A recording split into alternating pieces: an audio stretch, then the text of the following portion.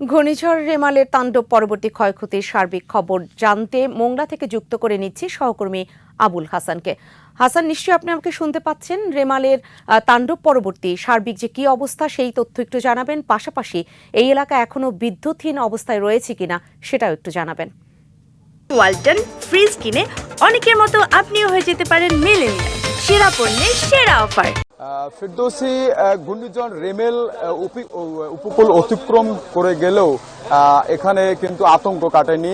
10 নম্বর মহাবিপদ সংকেত নামিয়ে 3 নম্বর বিপদ সংকেত জারি করলেও এই উপজেলা জুড়ে কিন্তু এখনো প্রচন্ড বাতাস এবং বৃষ্টি ঝরে যাচ্ছে। এই জন্য একটা আতঙ্ক বিরাজ করছে এই উপকূলবাসীর মধ্যে।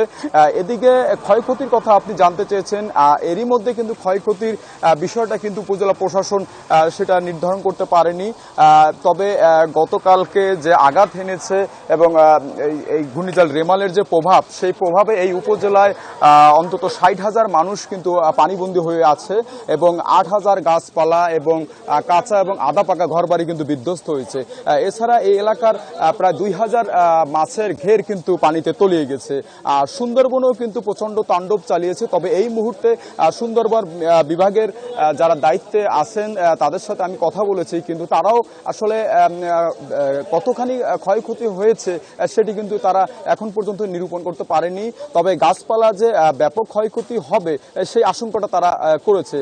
এদিকে মোংলা সমুদ্র বন্দরে কিন্তু 3 নম্বর সিগন্যাল জারি করার পর থেকে কিন্তু তাদের মোংলা বন্দর জেটি থেকে যে পণ্য ডেলিভারি এবং আমদানি করা রিকন্ডিশন গাড়ি সেসব খালাস কিন্তু চলছে। তবে বন্দরে অবস্থানরত যে 6টি বাণিজ্যিক জাহাজ, সেসব জাহাজে কিন্তু পণ্য ওঠানামার কাজ কিন্তু এখনো শুরু হয়নি। দুর্যোগ কেটে গেলে সেসব জাহাজে কাজ শুরু হবে। আর গতকাল থেকে কিন্তু বিদ্যুৎ বিচ্ছিন্ন রয়েছে, এই জন্য একটা ভুতুড়ে পরিবেশ কিন্তু রয়েছে এখানে। তো এই ছিল আসলে মোংলার সর্বশেষ খবর।